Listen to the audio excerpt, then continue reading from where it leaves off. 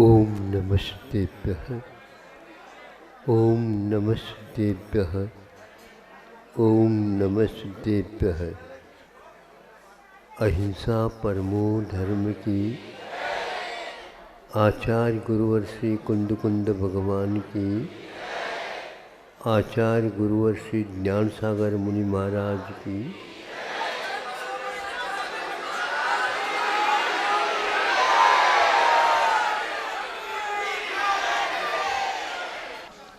दृष्टि हमें बड़ों से ही मिलती है ऐसा नहीं, छोटों से भी मिल सकती। दृष्टि हमें मित्रों से ही मिलती है ऐसा नहीं, शत्रुओं से भी मिल सकती। यह हमारी धारणा है, जितना पढ़ाया उतना ही हम समझ लेते हैं। जो नहीं पढ़ाया जा सकता या नहीं पढ़ाया है उसके माध्यम से भी प्राप्त हो सकते। आचार्यों का यह आग्रह नहीं है कि उद्बोधन आदि के माध्यम से ही दृष्टि प्राप्त होती। तन निसर्गात् तदिगमात्मा, ये सूत्र पर्याप्त। वह अपने आप भी मिल सकती है और उपदेश से भी मिल सकती। मिलेगी अपने आप में, निमित्त पर हो सकते हैं, उपादान अपना ही होता। बहुत विशाल तत्व होने के कारण उसको किसी से बांधा नहीं जा सकता। ऐसा ही एक उदाहरण सैद्धांतिक, जो हमेशा हमेशा साथी संगाती के साथ ही स्पर्धा अधिक होते हैं, विसंवाद भी हुआ करते। विसंवाद करने से तत्व से विमुख हो जाते हैं, किंतु जब विपक्ष के साथ सोचते हैं तो आखिर क्या है, इनको इतना वैभव क्यों मिला, और पूर्व जीवन का स्मरण भी हो गया था उसको। इसको समझ में नहीं आता, कहीं ऐसा तो नहीं इनके लिए इतना वैभव दे करके मुझे दुखी बनाने की प्रक्रिया तो नहीं है ये। ऐसा भी वह सोच सकता है और सोचता है प्राय कर। लेकिन कुछ भी हो, किंतु इसके इतने वैभव प्राप्त करने में कारण क्या है? तो कारण तो और कुछ नहीं था, थी तो अपनी गलती, लेकिन हमने उसको दूसरे के ऊपर निमित्त मान दिया। ज्यों को त्यों अपने अतीत की घटनाएं उसके सामने स्लाइड्स जैसे दिखाते हैं ना आप लोगों को, वो एक के बाद एक के बाद एक के बाद एक सामने आते चले गए, और वह पश्चाताप से झुलसने लगा। आद्य परोक्ष, आदि का प्रमाण परोक्ष होता है, चाहे प्रत्यक्ष हो चाहे परोक्ष हो। उपलब्धि होनी होती है, कोई न कोई निमित्त मिल जाता। पश्चाताप की अग्नि से जलता हुआ देख करके जो विपक्ष जिसको बोलते थे वो भी देख रहा, इसके जीवन में ये पश्चाताप क्यों हो रहा। उसे भी स्मरण हुआ आया कि हम दोनों के बीच में सामने या प्रत्यक्ष में या बाहर भले ही मैत्री थी, किंतु कहीं दूर भीतर जा कर के आपस में मात्सर्य टकरा था, लेकिन वह प्रकाश में नहीं आ रहा था। हमें मालूम नहीं रहता क्योंकि प्रत्यक्ष ज्ञान है ही नहीं। जिसको हम प्रत्यक्ष बोलते हैं वो वस्तु तो प्रत्यक्ष ही नहीं, आद्य परोक्षम ही है। दक्षिण में कहावत है, ಕಣ್ಣಿಂದ ನೋಡಿದರು ಕಿವಿಯಿಂದ ಕೇಳಿದರು मुखದಿಂದ मातनाडबारदु। आंखों से हमने देख लिया, कानों से हमने सुन लिया, फिर भी एकदम मुख खोल करके उसका स्पष्टीकरण देने का साहस न करें, क्योंकि इस स्पष्टीकरण में भी परोक्ष ही छुपा हुआ रहता है, प्रत्यक्ष नहीं। तात्कालिक भाव अलग वस्तु होती है, त्रैकालिक हमारा द्रव्य का संबंध जुड़ा हुआ है। क्या संकल्प है, क्या वर्तमान में वृत्ति है, अतीत में क्या घटित हुआ, इसके बारे में हमारे पास विस्तार पूर्वक कोई भी गाथा नहीं रहती। फिर भी हम वर्तमान को ही पकड़ करके चलते रहते हैं। यह हमारा आग्रह है, यह हमारा एक प्रकार से उसको संकीर्ण बुद्धि कह सकते हैं। यह है बुद्धि तो अच्छी रहती है, लेकिन संकीर्ण क्यों कहा है पता नहीं लगता।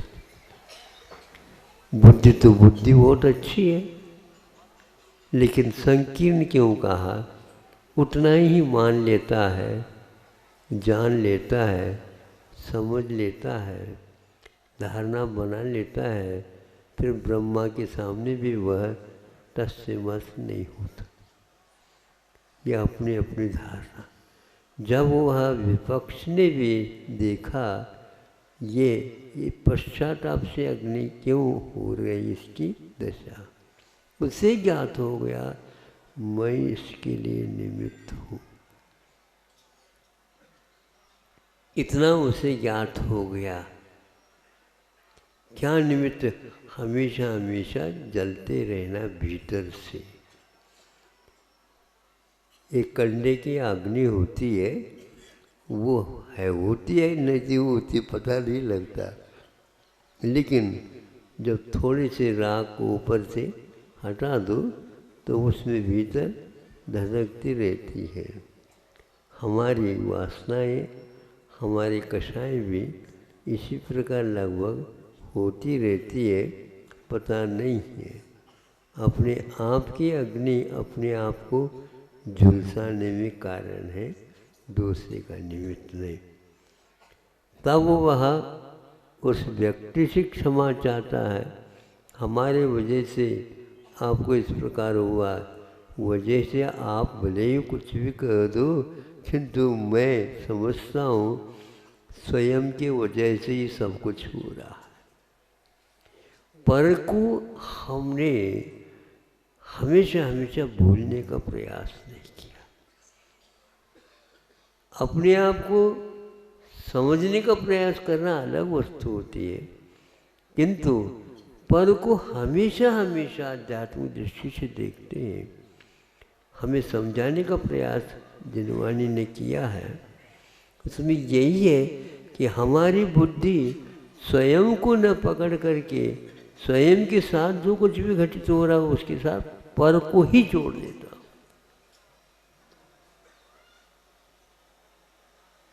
पर है ये, पर है ये, पर है ये, पर है, लेकिन फिर भी इसी में तत्पर है।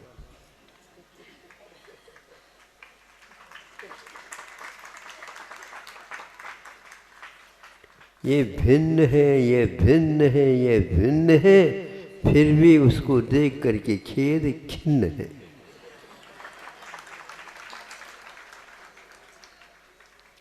आ ही नहीं रहा स्वभाव। इसको उन्होंने कहा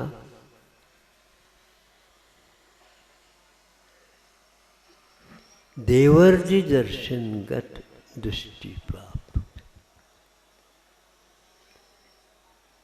भिन्न भिन्न विविधता को जब हम देखते हैं तब मूल्य क्या वस्तुतः है होना चाहिए झलकने लग जाता है।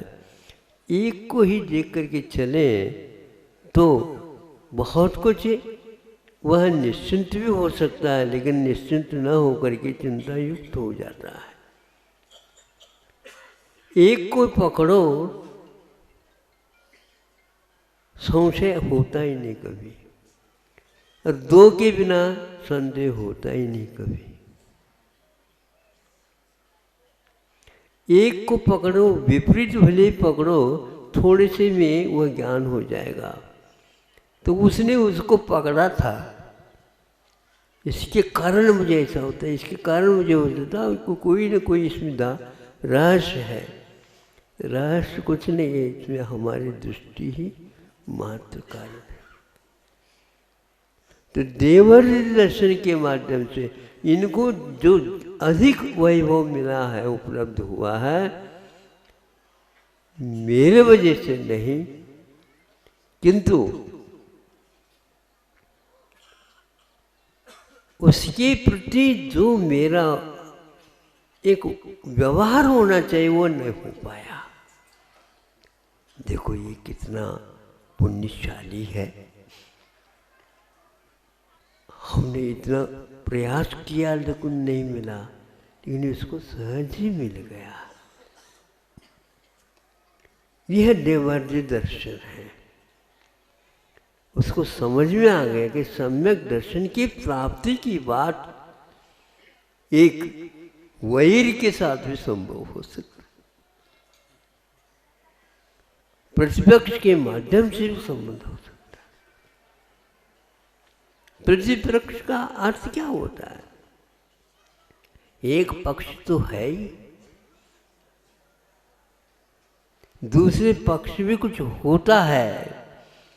होते हुए भी उसको हम गौण करने का प्रयास करते हैं। उसके अस्तित्व, उसका सहयोग क्या होता है, ये बाद में मालूम पड़ता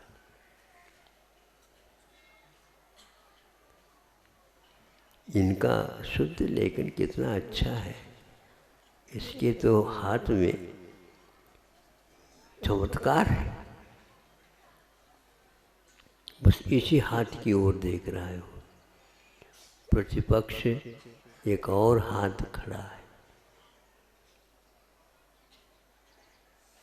वह उस कागज को संभालता रहता है ताकि दूसरा पक्ष हस्तलेखन सही सही कर सके। हवा चारों ओर उठती रहती है, जात नहीं रहता। बहुत एकाग्रता के साथ वह हाथ उसका संरक्षण करता रहता है। सही बोलो, होता है ना? उस तरफ देख भी नहीं रहे ना आप, लेकिन देख नहीं रहे हैं, लेकिन वह भी देख रहा है। इसके लिए बाधा नहीं होना चाहिए। आखिर मैं भी हाथ हूँ, वह भी हाथ है, दोनों साथ हैं। ये क्यों नहीं सोचता? उद्बोधनी सब कुछ है ऐसा नहीं, एक दूसरे के पूरक बनो, आपको दृष्टि बहुत जल्दी प्राप्त हो जाती। इसलिए आचार्यों ने वात्सल्यांग को भी रखा, ऐसा रखता है। हम शल्य से चुभती रहती है, उसकी कहा से क्यों वात्सल्य क्यों रखे? अरे उसके बिना चलता ही नहीं। हे को छोड़ना है तो उपादेय की ओर देखो, लेकिन दिखता नहीं है तो हे को तो कम से कम छोड़ ही दो। बहुत कठिन होता है। हमें मिले पहले, फिर बाद में हम छोड़े। अरे तो छोड़ना ही पड़ेगा श्वास लेने के लिए, ध्यान रखो। कहाँ छोड़ना पड़े? श्वास कैसे यहाँ छोड़ दे? जो प्राण है, अरे जो ले रखा है उसको तो छोड़ दो। श्वास लेने से पूर्व में श्वास छोड़ दो। कुछ ग्रहण करने से पहले आग्रह छोड़ दो।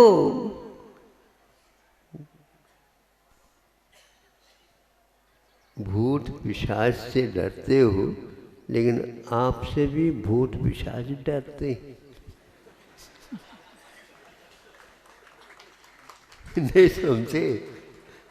आप भूत पिशाच से डरते हैं और हाथ में माला ले लेते, ये कुछ न करे। मंत्र के माध्यम से जब माला फिरने लगी तो वह भूत और पिशाच भग जाते। सोचो, समझो, धारणा बनाई हुई है, उसको छोड़ दो।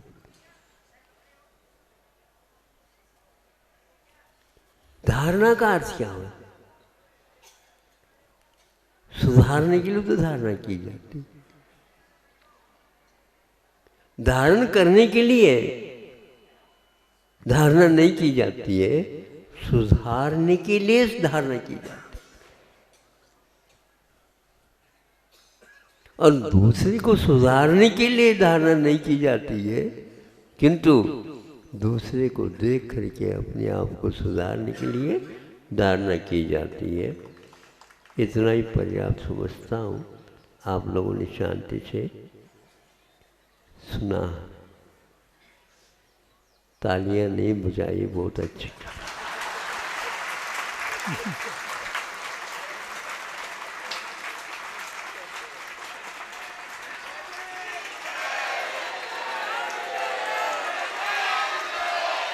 अहिंसा परमो धर्म की।